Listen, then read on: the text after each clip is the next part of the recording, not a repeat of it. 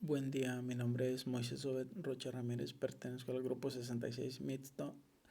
En esta ocasión le venimos a presentar una presentación PowerPoint de la materia genética impartida por el profesor Sebastián Sánchez Suárez.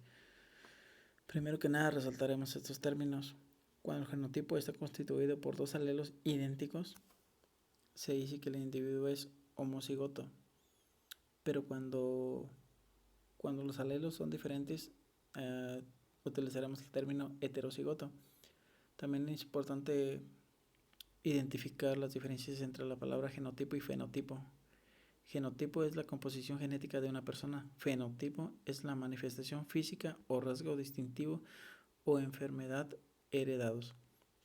Primero que nada tenemos las cruces de un solo gen.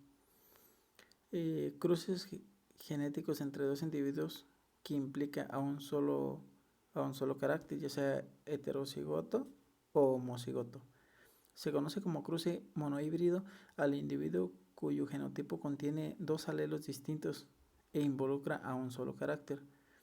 Los monohíbridos producen dos tipos de gametosen. La descendencia del cruzamiento monohíbrido surgen tres genotipos diferentes, como podemos observar en la imagen.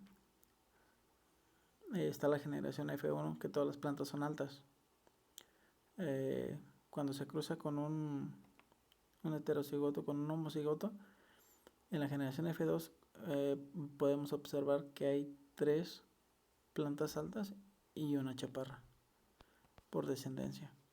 Tenemos 6 tipos básicos de cruzas. Aquí las podemos observar en la imagen. En resumen, las cruzas pueden ser homocigotos o también pueden ser heterocigotos. Y vemos los genotipos y vemos los fenotipos. Producción convencional de la F2. La segunda generación de filial F2 se produce por el apareamiento al azar entre sí de los individuos F1. Si las plantas normalmente se autofertilizan, estas pueden ser polinizadas artificialmente en la generación progenitora, y a la progenie resultante de la F1 se le permite entonces autopolinizarse para producir F2, como podemos observar aquí en la imagen mediante un cuadro de Punnett. Tenemos el cruce de prueba. El organismo de un fenotipo dominante pero genotipo desconocido se cruza con un individuo homocigoto recesivo. Si una planta alta de genotipo homocigoto se cruza con una planta enana que tiene que tener el genotipo igual a homocigoto, todos los descendientes serán fenotípicamente altos y genotípicamente heterocigotos. Si una planta alta es heterocigoto y se cruza con una planta enana homocigoto, entonces la mitad de los descendientes serán altos y la otra mitad enanos. Aquí podemos observar igual mediante un cuadro de Punnett, mediante una ramificación también se puede observar cómo se llega a los resultados. Tenemos también la retrocruza. Sirve para diferenciar el individuo homocigótico del heterocigótico. Consiste en cruzar el fenotipo dominante con la variedad homocigótica recesiva, homocigótica AA. Si es homocigótico, toda la descendencia será igual y se cumplirá la primera ley de Mendel. Pero si es heterocigótico, en la descendencia volverá a aparecer el carácter recesivo en una porción del 50%. Podemos observar en la imagen. Sistema para resolver las cruzas de híbridas. Se conoce como cruce híbrido, cuyo individuo contiene dos alelos distintos en cada locus. Los dihíbridos producen 4 tipos de gametos, los cuales se diferencian porque cada uno lleva parejas distintas de alelos. Tal cruce implica dos pares de caracteres alternativos. Se denomina cruce dihíbrido o cruce de dos factores. Cuando se cruzan progenitores con dos factores diferentes, los caracteres se transmiten a la descendencia en forma independiente y en este caso se habla de cruces de híbridos. Uno de los sistemas más utilizados para resolver las cruces de híbridas pues puede ser el cuadro de Punnett o también el sistema de ramificación. El cuadro de Punnett, así llamado por la primera persona que lo ideó, Reginald C. Punnett, se presenta este método de análisis para el cruce monohíbrido F1 con F1. Cada uno de los posibles gametos se sitúa en una columna o en una fila, representando las columnas a los de la madre y a las filas del padre. Podemos predecir la nueva generación masculina o femenina. Para cada combinación situamos los genotipos resultantes en los cuadros. Vamos haciendo la multiplicación y de tal forma va arrojando los resultados. Este proceso presenta todos los posibles sucesos de fecundación al azar. Los genotipos y fenotipos de todos los posibles descendientes se determinan leyendo las anotaciones de los cuadros. El método del tablero de Punnett es particularmente útil cuando se comienzan a aprender genética o también para resolver problemas. Tenemos también un sistema de ramificación. Este sistema es utilizado principalmente para expresar operaciones genéticas dominantes y recesivos, para llegar a un resultado de una cierta cruzada que se desee, ya sea monohíbrida, dihíbrida o trihíbrido. Igual se utiliza como ayuda del cuadro Punnett o se puede usar también en lugar en sustitución del cuadro de Punnett. Proporciones de híbridas modificadas. Las proporciones de híbridas modificadas se refiere al grado de expresión de un genotipo, el original. En otras palabras, es la cantidad modificada entre F2 y F1. ¿Cuánta es la proporción que se modificó del sujeto o animal de la planta? Lleva consigo la penetrancia y la expresividad. La penetrancia refiere al porcentaje de individuos que muestran el fenotipo asociado a un genotipo. La expresividad mide el grado o intensidad de la expresión de un genotipo. Aquí entendemos que las proporciones de híbridas modificadas es el resultado de la cantidad o el fragmento que se modificó del F2.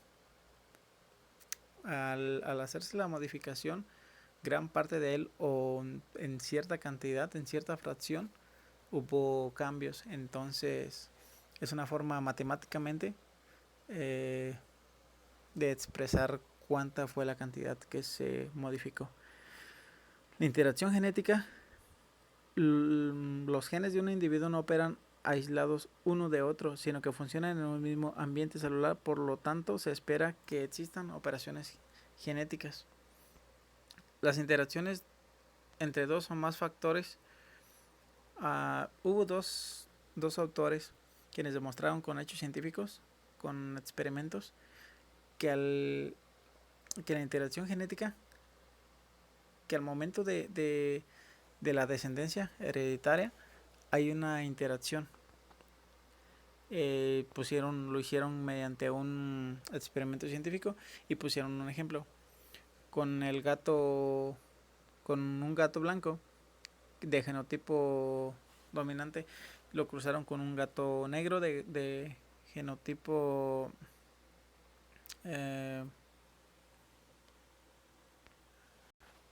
recesivo. Entonces arrojó como resultado que el dominante fue gato blanco. Cuando se cruzó el dominante con el recesivo, el gato quedó manchado. Y cuando fue el recesivo con el dominante, el gato igual quedó manchado. Pero cuando los dos fueron recesivos y fueron homocigotos, el gato fue negro totalmente. Esa es la secuencia hereditaria de la pigmentación del gato en su experimento. Tenemos las interacciones epistáticas. La epistasía es la interacción entre diferentes genes al expresar un determinado carácter fenotípico. Sucede cuando la acción de un gen se ve modificada por la acción de uno o varios genes. El gen cuyo fenotipo se está expresado se llama epistático, mientras que al fenotipo alterado o suprimido se le llama hipostático. Puede ser tanto dominante como recesivo. Aquí en la imagen podemos observar las epistasías simples y los resultados. Como cambia la pigmentación es principalmente. Tenemos interacciones no epistáticas. En este caso se le llama así a dos genes que interactúan entre sí para producir una determinada característica. No hay un gen inhibidor de otro, no hay un gen ganador, sino que ambos genes interactúan juntos para dar origen a un fenotipo de una característica, como podemos observar en las interacciones no epistáticas. Interacción genética con uno o más factores. Podemos observar